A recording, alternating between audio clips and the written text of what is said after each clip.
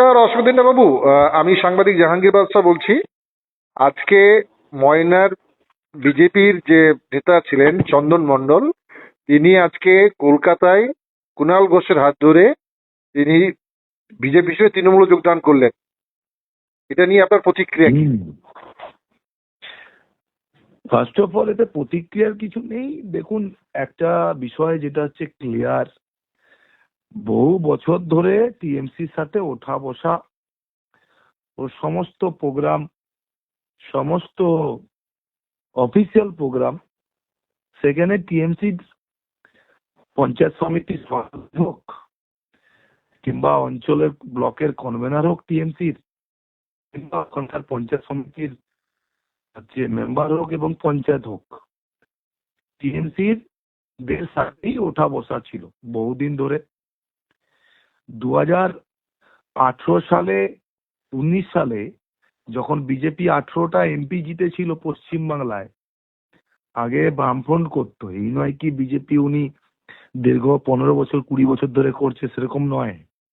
সেই হাবভাবটা টিএমসি আজকে কুণাল ঘোষ দেখিয়েছে যে বহু বছর ধরে বিজেপিকে ওখানে এনেছেন হচ্ছে চন্দন মণ্ডল, এরকম একটা ভাব দেখিয়েছে।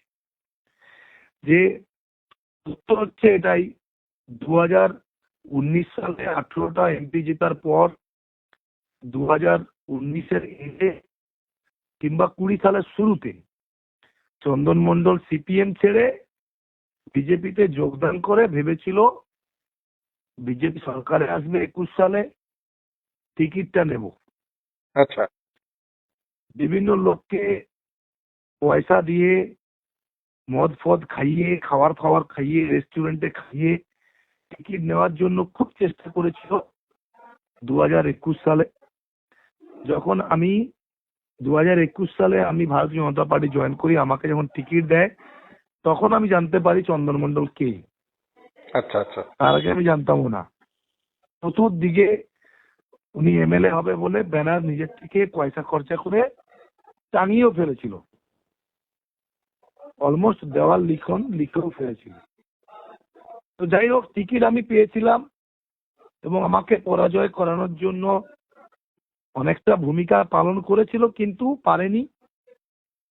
ভারতীয় জনতা পার্টির সাংগঠনিক ওখানে শক্তি অনেক বেশি, বুথের কার্যকর্তা থেকে শুরু করে শক্তি প্রমুখ, মন্ডল কার্যকর্তা, জেলার কার্যকর্তারা ওখানে সবাই একদম অ্যাক্টিভ কার্যকর্তা। তো সেই কারণে আমি ওখানে 2021 সালে সংগ্রাম দলের মতো লোককে আমি পরাস্ত করতে পেরেছিলাম। তো সহজ ছিল না। সালের পর থেকে বিরোধিতা করা শুরু করলো, আমাকে বিভিন্ন রকম ভাবে বাঁধার চেষ্টা করলো। হ্যাঁ, তারপরে বিভিন্ন জায়গায় দেখবে এখনো ময়নায় গেলে সেখানে অশোক দিন, পুরো চন্দন মণ্ডল জেলা সভাপতি, শুভেন্দু বাবুর ছবি, মোদির ছবি, ওখানে এমএলএ ছবি থাকে না। টিএমসির সাথে প্রোগ্রাম, ও সম্পূর্ণ আলাদাভাবে সংগঠনটাকে চালানোর চেষ্টা করছিল। এটা আপনি কবে থেকে বুঝতে পেরেছিলেন, বা আপনার দল কবে থেকে বুঝতে পেরেছিল? 2021 সাল থেকে উনি একদম মানে ও বিরোধিতা, আমার ডেট বিরোধিতা করেছিল। যদিও 2021 সালে করোনা পিরিয়ডের সময় ওকে তমলুক থেকে বের করে নিয়ে গিয়ে অ্যাপোলোতে ভর্তি করানো থেকে শুরু করে ডক্টর জসের সাথে কথা বলে প্রায় মানে অক্সিজেন খুলে দিয়েছিল। ডক্টর রিকোয়েস্ট করেছিল অক্সিজেন খুলে দাও, মাত্র 2% আছে। আমি, ওর ভাই ছিল, ওর ভাই একজন ছিল, তাকে আমি বললাম এখনো 2% আছে। ডাক্তারবাবুকে রিকোয়েস্ট করেছিলাম যে আপনি খুলবেন না, আমরা শেষ দেখবো, শেষ লড়াই আমি দেখব। তারপরে ওখান থেকে আস্তে আস্তে করে রিকভার করে ফিরে এলো। সেই মানুষের কোনো কৃতজ্ঞতা নেই, ছেড়ে দিন। আমি চাইও না কি আমাকে তার জন্য কৃতজ্ঞতা জানান। ভগবান তাকে ফিরিয়েছে। ফেরানোর পর যেভাবে বিদ্রোহী শুরু করেছে, যেভাবে ময়নাতে সাংগঠনিক মানে প্রক্রিয়াকে অমান্য করে বিভিন্ন রকম ভাবে পয়সা এদিক ওদিক সেদিক করে লোককে প্রলোভন দেখিয়ে নিজের দলে টানার চেষ্টা করেছিল। আজকে সেই সব লোক কিন্তু রাস্তায়, চন্দন মণ্ডল টিএমসি চলে যাওয়া। অশোকদা, বলছি যে 2023 সালে যখন পঞ্চায়েত নির্বাচন হয়, তার সেই সময় ও ওখানকার ওই জিপির সমস্ত পঞ্চায়েত ও মেম্বার তৈরি করে। পঞ্চায়েতে ওনার বউ প্রধান হন। কাউন্টিং হলে ময়না ব্লকে কাউন্টিং হলো না, রিকাউন্টিং হলো না। অন্যান্য ব্লকে রিকাউন্টিং হলো, কিন্তু ময়না ব্লকে রিকাউন্টিং হলো না। সেই কারণে আমরা প্রায় অনেকগুলো পঞ্চায়েত আমরা হারলাম, রিকাউন্টিং করতে দেয়নি চন্দন মণ্ডল। ভেতরে ওই ছিল, কার্ডটা ওই করা হয়েছিল। তো যাই হোক, 2023 সালে জেলা পরিষদের টিকিটও পেল, সেখানে প্রায় 3000 ভোটে হারলো।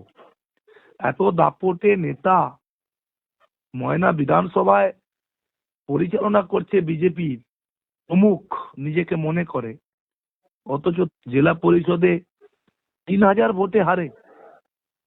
এবং সে কিনা আগামী দিনে ময়না বিধানসভায় আবার এমএলএ কে হারাবে, এরকম ভাবে চ্যালেঞ্জ করছে। ঠিক আছে, করুক, সেটা ভালো। কম্পিটিশন যত হবে তত আমার খেলতে সুবিধে, নাহলে আবার ভালো লাগে না খেলতে। অশোকদা, কিন্তু হ্যাঁ বলুন।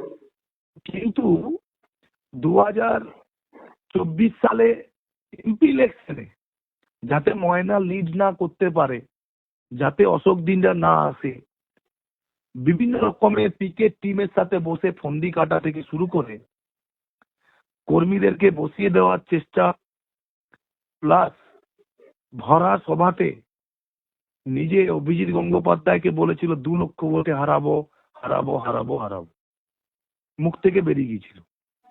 যে যেটা নিয়ে ভাবে সেটাই তো বেরোয়। তো সেটা হয়েছিল, তা সত্ত্বেও আমরা সবাই মেনে নিয়েছিলাম, যা আছে একটা ঠিক আছে, সবাইকে নিয়ে চলতে হবে। কিন্তু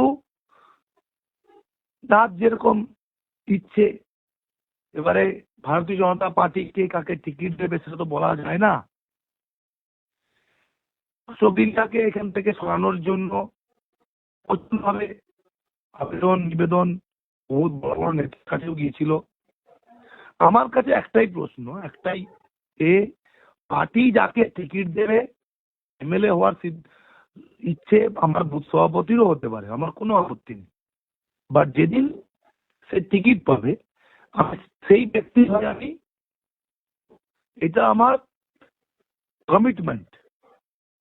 কিন্তু এখানে একটু অন্যরকম এরা, বিশেষ করে চন্দন মণ্ডল, যে টিকিট না পেলে হারিয়ে দেবো, এই যে মানসিকতা, সেখান থেকে আজকে টিএমসি তে চলে গেছে। আমি মনে করি ভারতীয় জনতা পার্টির একটা ক্যান্সার মুক্ত ময়নায় ভারতীয় জনতা পার্টি সৃষ্টি হতে চলেছে। অশোকদা, এই 2026-এ যদি বিধানসভার আপনার বিপরীতে চন্দন মণ্ডল প্রার্থী হয়, তাহলে কিভাবে ফাইট করবেন, কিভাবে দেখবেন? দেখুন, আমি আপনাকে কথা বলি, সংগ্রাম বাবু হচ্ছে একটা এত বড় ডাক্তার ছিলেন, গাইনোকোলজিস্ট, ঠিক আছে। ওনার বাবা এমএলএ ছিলেন, দীর্ঘদিনের রাজনীতিবিদ। টিএমসি সরকার একদম মানে মধ্য গগনে যেটা বলা যায়, 2021 সালে 214টা বিধায়ক জিতেছেন, ঠিক আছে। সেখানে ভারতীয় জনতা পার্টি ময়নাতে 1260 ভোটে জিতেছিল। এমপি ইলেকশনে 10,000 সেটা লিড হলো, ঠিক আছে। সেখানে চন্দন মণ্ডল কেন? আমি তো বলবো টিএমসির ভালো কোনো মন্ত্রীকে পাঠাও, যদি ময়নাকে টিএমসির হাতে, মানে টিএমসি যাতে জিততে পারে, তাহলে ভালো মন্ত্রীকে আসতে হবে, বড় বড় বড় মন্ত্রী, ঠিক আছে। এমপি অভিষেক ব্যানার্জি এরা আসুক, চন্দন মণ্ডলকে দিয়ে কিছু হবে না।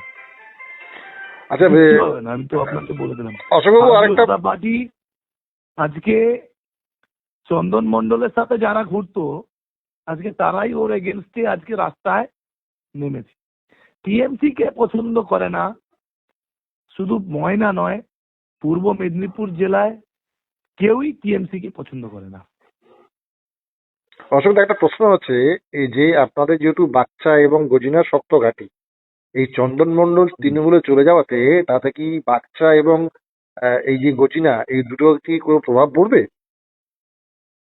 1600 লিড ছিল 2024 সালে, 1100 মতো লিড ছিল 2021 সালে। আমি আপনাকে কথা দিচ্ছি, লিখে নেবেন, 3500-এর বেশি লিড 2026 সালে যেই প্রার্থী হোক না কেন গজিনা থেকে ভারতীয় জনতা পার্টি পাবে। 2021 সালে মাত্র 2টো জিপিতে লিড ছিল। 2024 সালে 16টা জিপির মধ্যে 11টা জিপিতে ভারতীয় জনতা পার্টির লিড। ঠিক আছে, অতএব ময়না বিধানসভাতে বিজেপির জয়লাভ করতে চলেছে বহু ভোট। থ্যাংক ইউ অসুবিধা, ভালো থাকবেন, নমস্কার।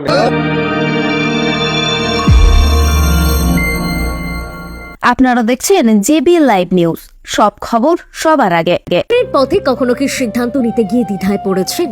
কেরিয়ার, ব্যবসা, বিবাহ সম্পর্ক কিংবা ভবিষ্যৎ পরিকল্পনা নিয়ে দুশ্চিন্তা? তাহলে আপনার জন্য রয়েছে নির্ভরযোগ্য সমাধান। পশ্চিমবঙ্গ ও আসামের সুনামধন্য জ্যোতিষী বরুণ মহারাজ এখন থেকে প্রতি ইংরেজি মাসের 11 তারিখ বসছেন মেচেদায়।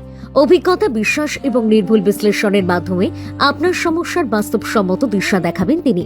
ঠিকানা মেচেদা হাই রোড, তেল পাম্পের বিপরীতে ব্রাইট গেস্ট হাউসের পাশে। অ্যাপয়েন্টমেন্ট বা বিস্তারিত জানতে এখনই ফোন করুন 7001819001। আপনার ভবিষ্যৎকে আরো স্পষ্ট করে তুলতে আজই যোগাযোগ করুন জ্যোতিষী বরুণ মহারাজের সঙ্গে।